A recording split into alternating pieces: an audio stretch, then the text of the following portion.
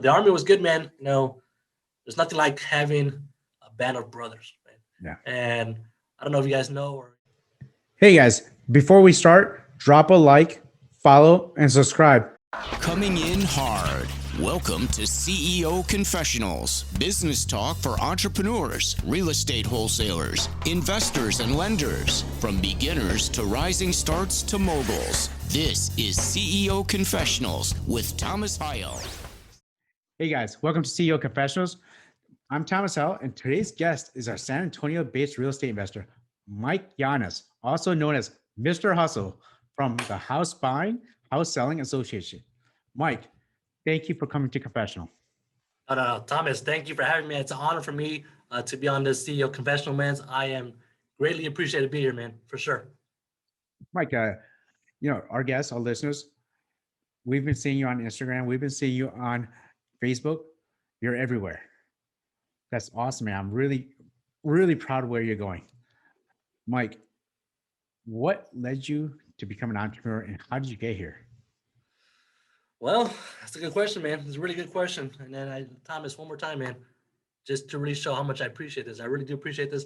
Came from an event. I sped over here. I was like, man, I got to get my boy Thomas on his podcast. So I definitely appreciate it, man. So the question is, what led me to be an entrepreneur, right? I would say this. A lot of people don't know this, but I'm actually 7 of 9 kids, right? 7 of 9 kids. So lucky number 7. 7 of 9 kids. And growing up, you could tell money was tight. Money being tight, my dad being an illegal immigrant when I was younger, right? So you always had that legal immigrant mentality. They always wanted more, in my opinion. But of course, illegal immigrant, low minimum wage, no education, didn't finish middle school. My mom is actually hard of hearing. So I actually know ASL and I can sign and have a full long conversation using sign language. Wow. I say that to say this because someone who has a hard time speaking and hearing, their education is not as high. Does that make sense? And of course, when education is not high, it's minimum wage. So both parents minimum wage, and just growing up in the poor neighborhood of San Antonio, man, it's just I wanted more, And I'm excited to get in this conversation with you because I want to talk about the military too and how it transformed me into what I am today, man. But I think growing up, be honest, poor, wearing hand-me-downs to the hand-me-downs, right? There's 7 of us, so that really pushed me. Like, hey, we have to do more. But before you get to become an entrepreneur, it's the open mind, right? You have the mindset.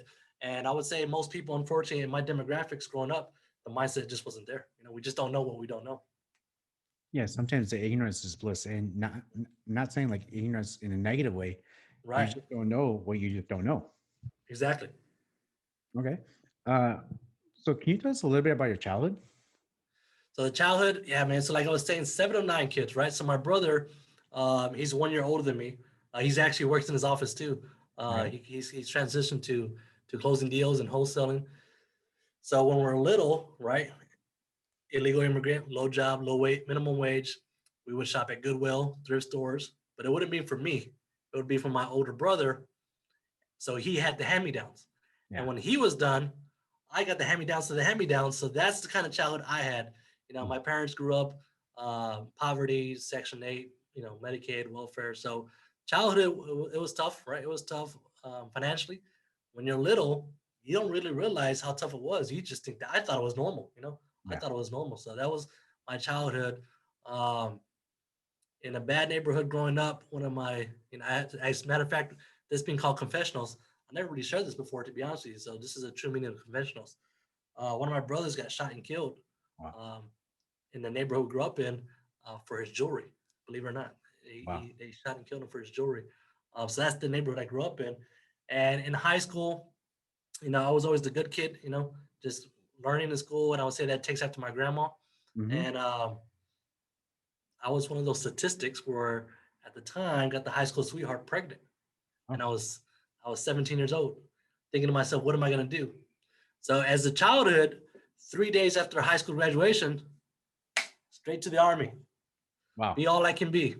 So that's I would say that's my childhood. And then when I went to the Army at the age of 17, I guess that's where manhood comes in, huh? Yeah. And that's where in the military is like you went from a boy to a man and you had to grow up really fast. Quick, fast, and hurry. Yeah. Big boy decisions. Yeah, for sure. Okay. Then you spent some time in the Army. Can you tell us a little bit about that? Yeah, so a lot of people don't know this. I actually did 12 years in the Army. 12 years in the Army. Traveled all kinds of places. Went to Iraq War, right? Fought in the war in Iraq with 82nd Airborne, 1st Cav Division. I was a combat medic. So I was the guy running towards the bullets to save the wounded, both, enemy and U.S. soldiers. So that type of a situation, when you're in those type of situations where you're running towards the bullet to save someone else's life, that would change you. That would change your mindset. And earlier when I talked about, not knowing what not knowing in the military, I think it molded me to who I am today because you got leaders that want to mentor you or they kind of have to mentor you, right, to take over their roles. You're put into positions where as a normal 18-year-old kid, that's not a normal life. And I know you know about it too because you're in the military as well. No, So absolutely. Absolutely. yeah. So year number 8 of 12 is when I started real estate. When I started real estate, I was doing both Army and realty, real estate investing in traditional real estate, and that's what got me into real estate. So yeah, but the Army was good, man. There's nothing like having a band of brothers, Yeah. man. And I don't know if you guys know or if you guys who haven't met me before or have heard of me for whatever reason, we have an office here in San Antonio, and everyone always talks about our office culture and how we're so close and just the office vibes that we have. If you guys see my posts, my stories, it's an awesome feeling, and I kind of it reminds me of the Army. The camaraderie, just it's different. It's different for sure. So Yeah, absolutely. So during your time in the military, 12 years, that's 12. half, yeah, that's a significant amount of time. And I'm familiar that at Mhm. 20 years, you can retire and get a pension. Yeah, for the rest of your life. Yes. What made you stop at 12 years and Yes, just say, I knew that question was coming up, man. Every time I talk to a veteran, Thomas, every time I talk to him, you passed the hump. You passed the 10-year mark. Why get out? Especially me being at 12 years, I made the 7 list, right? So "Mhm, E7, I know you're an officer. I was non-commissioned officer. Made the 7 list. I was like, man, what made me get out the Army? Remember, 3 days after high school, 17 years old, is all I knew. What made me get out the Army was truly, truly, truly 2 things. One was family. 2, real estate.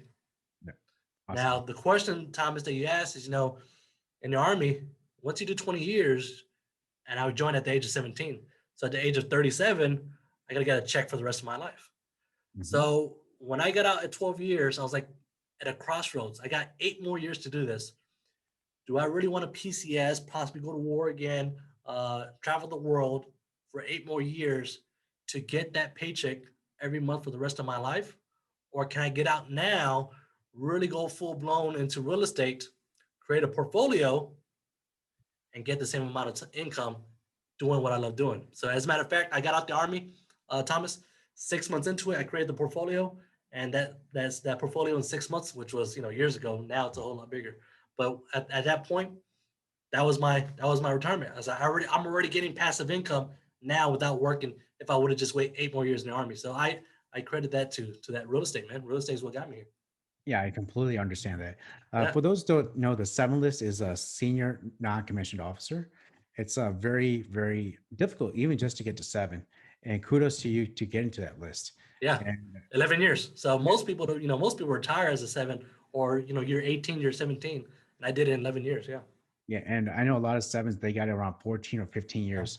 So you being ahead of the curve, that kind of That's tells you right. a lot about who you are, because getting promoted really fast, that's sometimes easy, but sometimes not in the military. Yeah, it has its pros and cons. Yeah, So, but that's awesome, man. So you took a big leap of faith at, big, yeah, at the big 12-year leap. mark. Yeah, And well, I mean, everyone was trying to talk me out of it, right? The colonels, the uh, sergeant majors, the captains, company commanders. What are you doing? You're there, and they kind of like, man, they want the best for you. They really yeah, do, but they're in the same position. They don't know what they don't know, and I was like, man, I see the vision. If I see the vision, I'm going to make it happen. So it was tough. It was um, tough option to pick. and that's the thing, the saying, ignorance is bliss. Sometimes you don't know, you're living a great world, but the moment you realize it, you got to move forward and take action. So as you're going, you're in the military, you're doing real estate, and there's an aha moment. What was your aha moment? I tell you, man, I know to this day. So I started off as a realtor, right? Yeah. So remember, year number 8 of 12, I got my realtor's license. And Thomas, you're in the military, so you know this. I got up early in the morning, 05, right? Did PT. After that, we get off at 1700, which is 5 p.m. I will go to my car and change and start showing houses at 6 Hmm. as a realtor, right? Wow. And I closed, I closed my first couple transactions, just a regular realtor. I closed a couple transactions, $200,000 house, pays 3% commission. At that point, I made $6,000 on 2 deals as a realtor, and I made 12 grand. And Yeah. 1 month I made my first 12 grand. On this one, I got the Army salary pay for as E6. That was, hey, there's something on here. The salary is good. Salary for anyone who's watching this podcast with Thomas and CEO Professionals. Salary is good. If you do your thing, you do your thing. But I was thinking, man, hey Thomas, you know this because you want to promote. I did all the hard work. I want to get the E7. I want to make the Audie Murphy list. I want to Yeah. get all these accolades in the Army. But at the end of the day, I'm still gonna get paid the same thing. And when I Exactly. do it in real estate, and as I do as an entrepreneur, and when I turn up the hustle, that money comes in quick. I mean, you're working for your money. It's a big difference. That was my aha moment. That's when I realized this is different. I'm not working for a check. I'm working for myself. I could definitely relate with that. I'm sure you can. Yeah. So, what do you want to accomplish at this moment? Oh man, at this moment, after I became a realtor, like I said, I got the Army, and that first year, a lot of people don't know this either. That first year, I did almost close to 60 deals, 60 transactions as a realtor while I was full time active duty. So man, when you talk about hustle, I mean, that's the definition, in my opinion.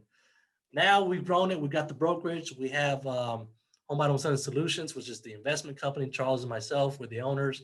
We had 22 individuals. We created the RIA. In my opinion, it's the largest RIA in San Antonio. We're doing lots of transactions. At this point, it's more portfolio, right? I'm really, really big in sub twos. So we have a pretty decent portfolio. I feel like I'm really getting all my accomplishments. My kids, I got 4 kids, and each of them already have a house that they don't even know about in a land trust. So the goal for me is at this point, I kind of got where I'm at pretty quick. How can I get more people to where I'm at pretty quick? And I think that goes back to the office vibes, the culture. I Yeah. want this for my guys if they put in the work. Charles is the same way. And that really motivates me, to be honest with you. It sounds cliche, but it really motivates me because I got the portfolio, I got the deals, we got the office, the numbers coming in, we're closing transactions. How can we turn around and get back? So, Absolutely. So, as your company's succeeding, it's elevating. You're seeing the success coming to you. How does that make you feel at this moment? it feels good, man. I want to say that's an average answer. Of course, everyone's going to say it feels good. It feels accomplished. Uh huh. It feels accomplished. It feels accomplished. I don't want to say a protege, but if I had to say if I had a protege, I would say it's Manny Cash. Manny is one of the top producers here. I never had a little brother, right? I had a 7, the other 2 are sisters.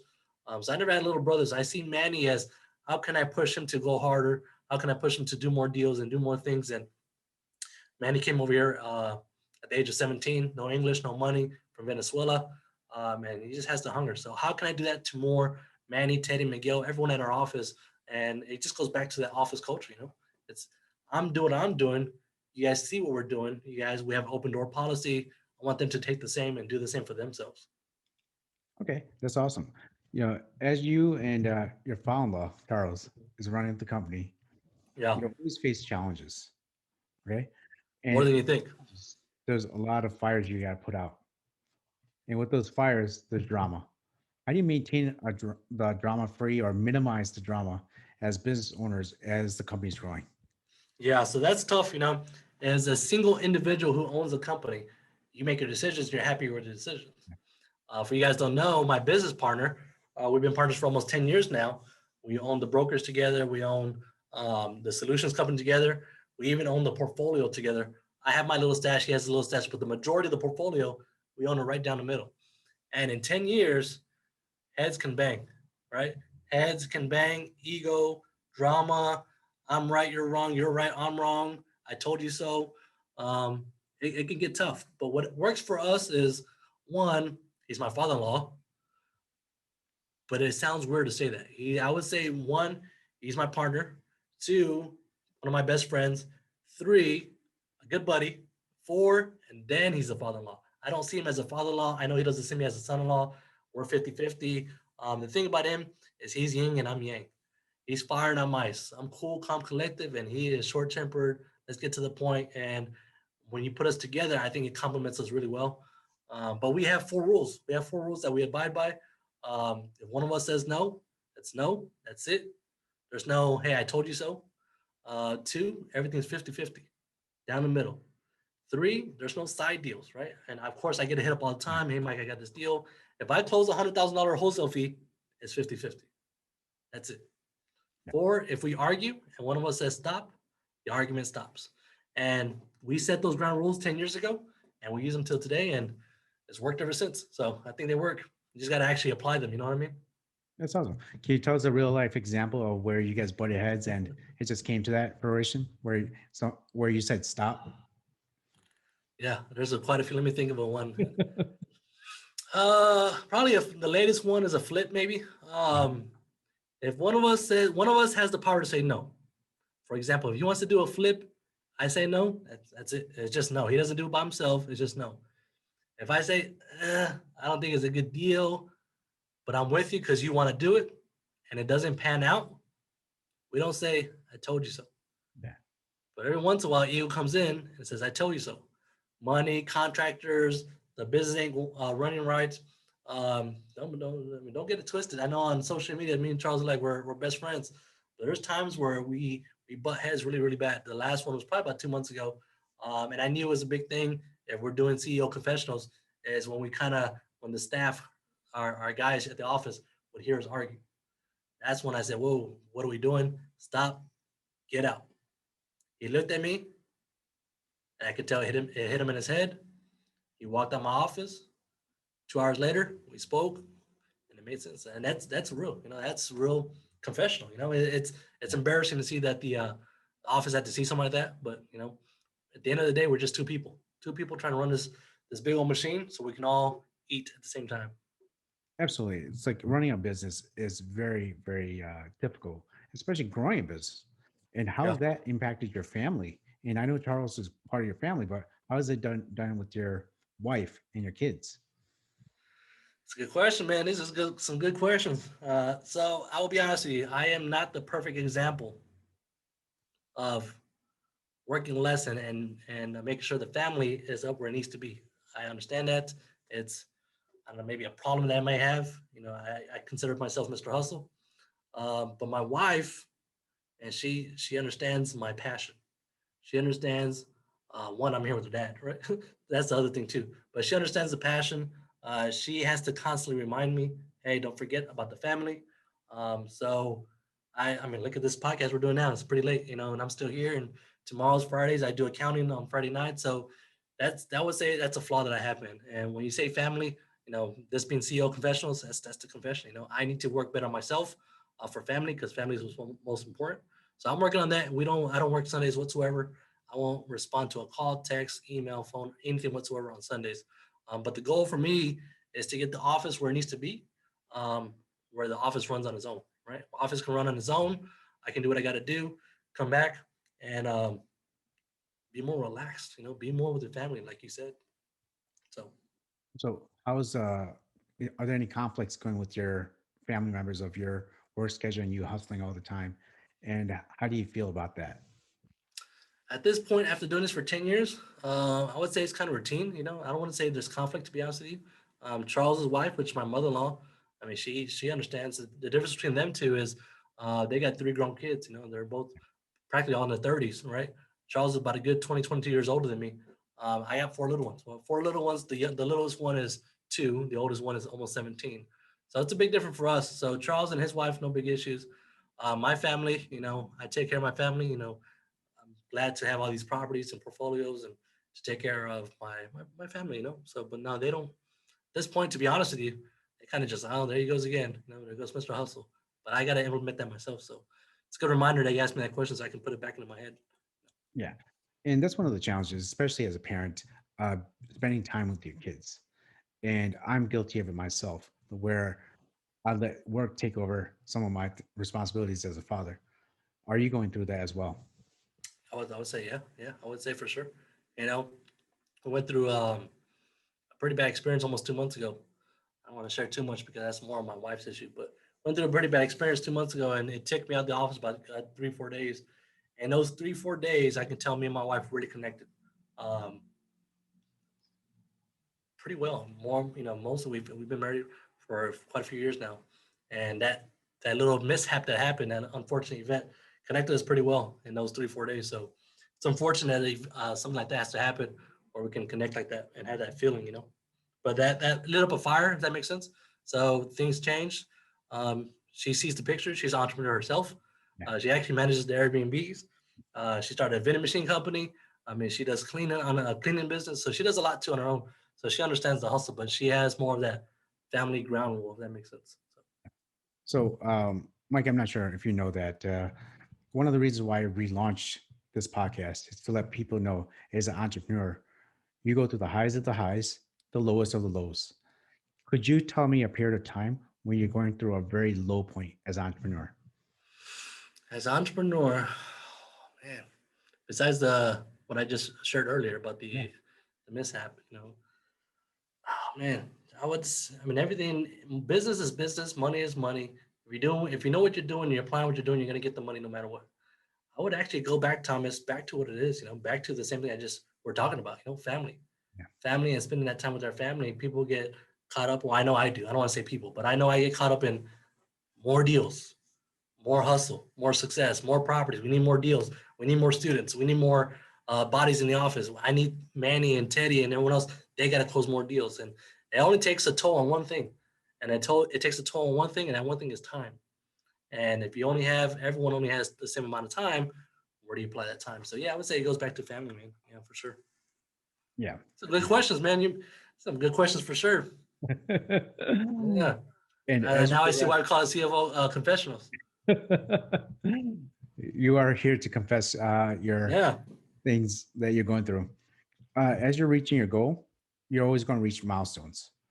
And are there any new milestones that you're creating as you're moving? Because it's just like as an entrepreneur, you reach a certain point, then you're like, what's next? Is there a stopping point for you? This may be the wrong answer to some people, but this is me, and this is who I am. Right. The portfolio, we've grown it pretty massive the last 10 years. I feel that's out the way.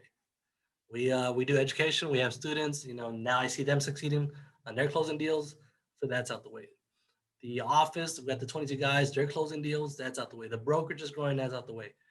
We created the RIA. Now we're giving back to the city of San Antonio so they can start growing and they can do what they do. That's out the way. My milestone for me, again, this might be the wrong answer for a lot of people.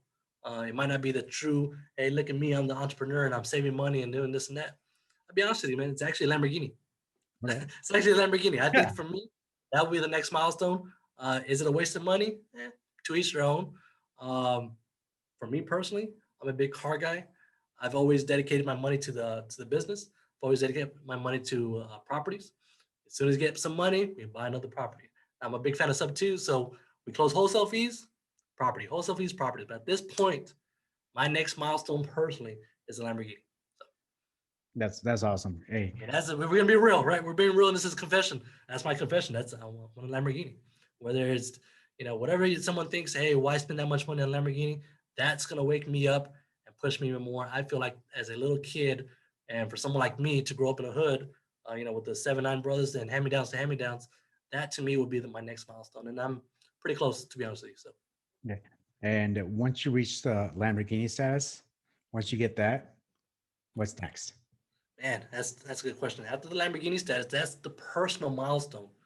The business milestone, like I said, the property's already here. The education, the brokerage, and the guys. The only thing I could think of next, right? Of course, we can talk about, hey, I want to buy some apartments, and hey, I'm gonna go build some houses in a subdivision. But that doesn't interest me. That doesn't fire me. Like, hey, look at me. How about these apartments? Where you out of again, Thomas? Are you Dallas? Yeah, no, I'm in Yeah. Houston, Texas. Houston. So I know you out of Houston. So we got a lot of people don't know this either. We are passive investors on a 146 unit apartment complex in Fort Worth called El Rancho Apartments. So we do the apartments, Charles and I, we have quite a few, a little small apartments, nothing big like that one. So the apartments are there, the building there. It goes back to what I initially said is I'm here. Of course, it can always be more, right? Of course, it can always be Grant Cardone or take it really to the next level. But I'm here, I think the next milestone for me is I'm actually doing it now. And that, what I said again, turn around, put a hand. Hey, I made it. Manny, you're going to come up to Teddy, Miguel, Frank, everyone in his office. That's my milestone for me now. And to be honest with you, is I come to work and think of these guys and their families that they're dependent on the business make money so they can live with their families and have them come up to the next milestone. That's And awesome. that's the honest truth, to be honest with So, Mike, you mentioned about coaching. Can you tell us a little bit more about that? you. Yeah, so we've again been doing this for 10 years. We never really went public with it. If people would actually come out to us and say, "Hey, I see you guys doing deals. You guys are at the RIA, and I heard about your podcast and whatever all the stuff that we used to do," and of course we would do it. But now we went a little more public. I think I don't think I know what it was. We didn't want to be called a guru, right? We don't want to be called a guru. Look at that guy; he's charging money for stuff. Um, but man, Charles and I gave a lot of time away, to people who don't even do this no more. And they said they would. They take up time. Charles and I have a hard time of like what I said, and I'm gonna say it again. We have a lot of hard time is if I can do it, you can do it too. Let me show you how to do it, and then they leave. Or the next person, the next person. So we went public with it not too long ago. So we do mentorship. I do sub two coaching. That's my thing. I love sub twos. Everything here at the office, we do flips. Right now we have 6 flips going on: mobile homes, rentals, Airbnbs, wholesale transactions. We're getting about 30, 35 contracts a month. We're doing it pretty much all over Texas. So when it comes to all that investing and scaling and what systems and tools, I let Charles deal with that. So Charles handles the personal mentorship. My thing is sub twos. I love sub twos, so I do sub two coaching, man. But my sub two coaching program is based on your efforts. If you do what you're supposed to do, it's actually a free program, in all honesty. And that's what I'm looking for. That's why I created the way I created it. It's a free program if you do what you're supposed to do. Okay. Now, as you reflect on all your accomplishments that you've had since you left the Army, Mm-hmm. what would have you done differently? What do you mean? So you went through a lot of challenges building this company. What would you have done Oh, differently if you could, if you go back to the Mike from 8 years ago? what I would do differently, and it's funny because we're just talking about this mentorship.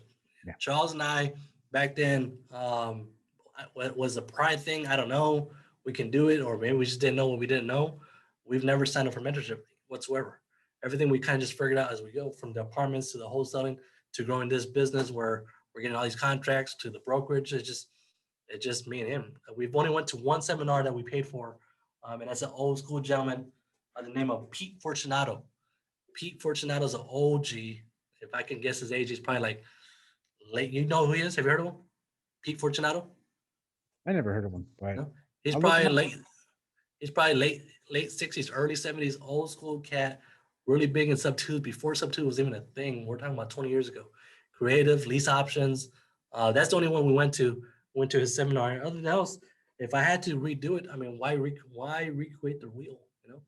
Sub two I think is a hot trend right now. I think a lot of people want to do sub two deals, but Charles and I've been doing sub two deals like 6-7 years ago before it was the hot trend. So I would say that I would just say, hey, it's not a pride thing. It's a time thing, and time is most important, which we just talked about a good 15 minutes ago. Time is the most important asset you have. So I would say that I would definitely get out the Army like I did. I'm glad I did the 12 years. It molded me to the leader I am today. I took those tactics and techniques and applied it to the business. But time, right? If I can redo it again, I would do it again. But with time, I could probably get here a lot faster, maybe in 6 years versus 10 years. That's awesome. Mike, as our listeners, if they want to contact you, what is the best way for them to reach out to you for your coaching program? You can hit me up directly at IG. That's probably my best platform, Instagram, and it's at Turn Up the Hustle, right? That's my thing. That's our slogan. That's our motto. So you can follow me there. We do have a Facebook group called Home Buy Home Selling Association, where Charles and I will usually drop tips, tricks, and little nuggets here and there. But those two things for sure. I mean, IG will probably be the best way. All right, guys. We'll definitely have all the links on the bottom. So go check out HBHS as well as Mike. Follow him on IG. Mike, it's great having you on the show. Thank you for your time, man. No. Thomas, again, man, it's more than you think. Of course, I rushed over here because I said I would be on this podcast, and I'm glad to be on your podcast. It's more of an honor it is for me than it is for you, man. Believe that. All right, guys. And Mike, thanks for confessing.